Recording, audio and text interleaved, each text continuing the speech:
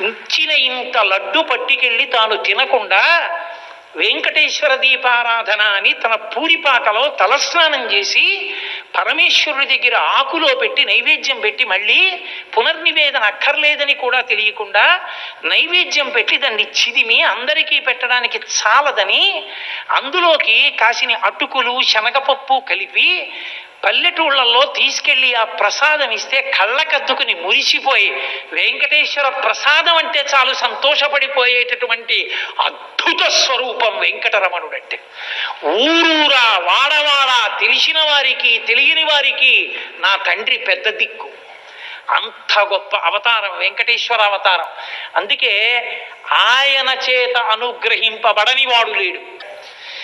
నేను మాట్లాడుతున్నాను కదా అని నీ నిర్లక్ష్యంతో నీ ఇచ్చ వచ్చినట్టు ప్రవర్తించి నా దగ్గరికి వచ్చావు.